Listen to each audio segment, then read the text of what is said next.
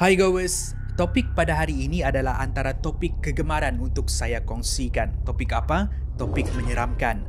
Lebih tepat lagi tentang jenis-jenis hantu yang ramai percaya nama mereka ni tidak boleh disebut. Kalau tidak, mereka akan datang. Semestinya apa yang akan saya sampaikan ini hanyalah cerita rakyat kita, penuh dengan andaian, penuh dengan spekulasi. Kita jangan terlalu taksub, kita anggap sahaja sebagai satu hiburan. Hantu apa yang saya maksudkan? Ini adalah 5 jenis hantu yang namanya kalau disebut dia akan datang. 5. Hantu kumkum. Hantu kelima kita bukan datang kalau diseru, tapi datang kalau disahut. Kisah tentang hantu kumkum ini mula tersebar sekitar tahun 1980-an dahulu. Kenapa ia diberikan nama kumkum? Sebab kalau dia memberi salam, dia hanya menyebut Assalamualaikum kum. Mengikut cerita, hantu kumkum ialah seorang wanita yang terlalu taksub dengan kecantikan sehingga sanggup untuk membuat perjanjian dengan syaitan dan mengamalkan ilmu syirik. Dia akan memperolehi kecantikan dengan syarat dia tidak boleh melihat wajahnya sendiri di cermin untuk tempoh masa tertentu. Lazimnya 10 hari ataupun sebulan bergantung kepada perjanjian yang dibuat.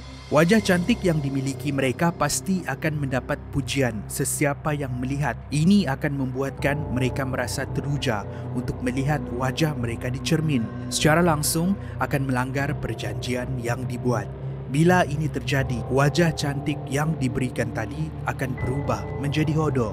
Muka mereka akan berdarah dan bernanah. Cecair busuk akan keluar dari muka mereka. Hanya ada satu cara untuk membuka sumpahan ini, dengan mencari darah anak dara. Sekitar tahun 80 sehingga 90-an, banyak kampung yang melaporkan kejadian diganggu oleh hantu kumkum ini. Dia akan berpakaian seperti seorang yang berpurdah, bertutup dari kepala sehingga ke kaki. Ini untuk menutup kehodohannya. Dia akan pergi ke rumah yang mempunyai anak dara dan mengetuk pintu sambil memberikan salam Assalamualaikum dengan tambahan kum. Assalamualaikum. Kum. Sesiapa yang menjawab salam dan membuka pintu, ini bermaksud mereka mengundang dia untuk masuk ke dalam rumah. Sejurus selepas pintu dibuka, dia akan menyerang yang membuka pintu tadi dan masuk ke dalam rumah mencari anak dara. Oleh itu, ada pantang larang kalau mendengar orang mengetuk pintu pada waktu malam dan memberikan salam, pastikan dia memberikan salam dengan betul sebelum menyahut dan membuka pintu. Seterusnya kita lihat antara hantu popular di dalam masyarakat kita. Mungkin antara jenis hantu yang mempunyai paling banyak spesies, dari yang meloncat tinggi, melayang di udara sehinggakan yang bergolek di tanah. Tidak kisahlah spesies apapun yang kita sedia maklum, hantu ini tidak boleh disebut namanya. Kalau tidak, dia akan datang. Dengan itu, ramai yang memberikan gelaran gula-gula merujuk kepada hantu ini. Banyak versi menceritakan kenapa gula-gula ini menjelma. Salah satu daripadanya ialah dipercayai ikatan kain kafan mereka tidak dibuka ketika dikuburkan. Itulah dia bangkit semula meminta ikatannya dibuka. Versi lain lagi menceritakan mereka bangkit untuk memohon maaf ataupun membayar hutang. Adakah versi ini mahu menakut-nakutkan mereka yang berhutang? Versi yang lain pula menceritakan ini ialah jelmaan bomoh yang menganiaya orang sepanjang hidupnya. Ada juga versi gula-gula yang berwarna merah. Ini ialah gula-gula yang ganas. Ia akan mengganggu seseorang tanpa sebab. Wajah mereka digambarkan mempunyai mata merah yang terbeliak dengan wajah yang mereput. Ada yang matanya hitam. Ramai yang percaya nama sebenar hantu ini tidak boleh disebut. Kalau tidak, dia akan datang tidak kira anda berada di mana, kecuali di masjid. Mungkin bukan datang sekelip mata, tetapi akan datang dalam tempoh tertentu seperti tengah malam ketika anda sedang tidur.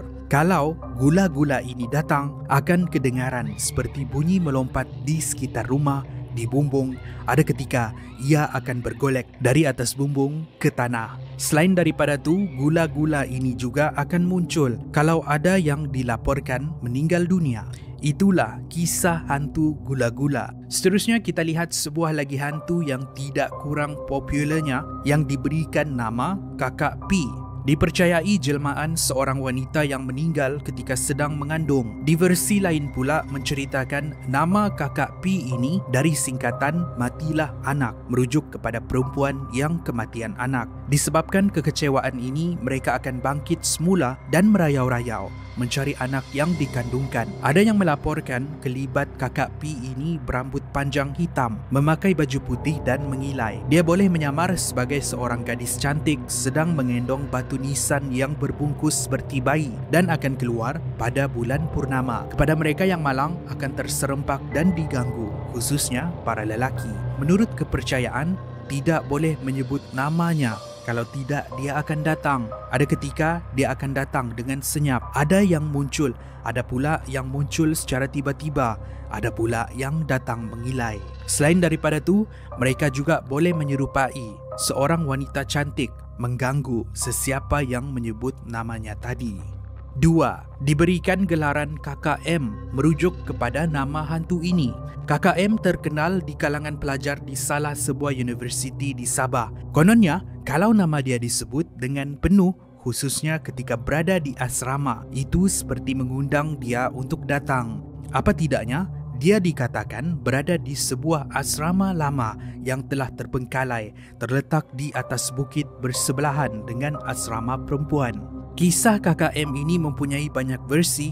Versi pertama menceritakan yang dia adalah bekas pelajar yang ditinggalkan ketika mengandung oleh kekasihnya. Dengan itu, dia terjun dari tingkat atas ke bawah. Ada juga menceritakan dia mengurung diri di dalam almari ketika cuti semester. Ada juga yang menceritakan dia adalah penjual kuih dari kampung berdekatan, bercinta dengan salah seorang pelajar mengandung, ditinggalkan dan membunuh diri. Menurut para pelajar yang belajar di sini adalah tidak boleh menyeru namanya. Kalau tidak, mereka akan diganggu, sama ada merasuk ataupun menyerupai pelajar lain. Itulah kisah legenda KKM yang namanya tidak boleh disebut. Sebelum ini, saya ada sampaikan kisah tentang KKM ini di Kupi-Kupi Seram. Kepada sesiapa yang berminat, saya akan tinggalkan link di description di bawah. 1. Seterusnya kita lihat jenis hantu yang dikenali dengan nama samaran B Kuasa 2. Ini adalah istilah yang sering digunakan oleh penduduk Sabah merujuk kepada hantu ini. Kalau di Semenanjung, ia dikenali sebagai penanggal. Penampakan hantu ini, dia mempunyai badan separuh, berambut panjang, lidahnya terkeluar dengan usus perut terburai. Dia bergerak dengan terbang melayang.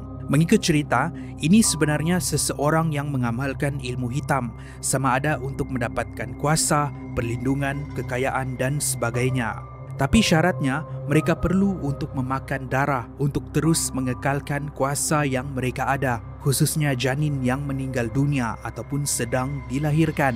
Dengan itu, pada setiap malam, mereka akan berubah menjadi makhluk ini untuk mencari mangsa. Mengikut cerita, nama hantu ini tidak boleh disebut, tidak kisahlah anda berada di mana. Ia akan mengganggu pemanggil ataupun memakan binatang ternakan mereka seperti ayam ataupun itik. Apa yang lebih menakutkan, mengikut cerita adalah penting untuk sesetengah wanita mengandung untuk berhati-hati ketika melalui kawasan yang dilaporkan banyak penampakan hantu ini, sebab dia juga boleh mengambil janin dari dalam kandungan tanpa disedari. Itulah kisah hantu B Kuasa 2 yang tidak boleh disebut namanya. Terima kasih kerana menonton. Itu adalah perkongsian saya pada hari ini. Semoga saya tiada sebut nama-nama hantu tadi itu, manalah tahu kan, terkeluar dari speaker telefon ataupun komputer anda tu ada pula yang terdengar nanti. Macam yang saya cakap tadi, ini adalah kisah masyarakat kita penuh dengan andaian dan spekulasi. Jangan kita terlalu taksub. Kalau anda suka dengan video ni, pastikan anda like dan share. Akan lebih banyak lagi perkongsian menarik seperti ini di episod akan datang. Saya jumpa anda di episod yang seterusnya. Kupi-Kupi Go, menarik setiap hari.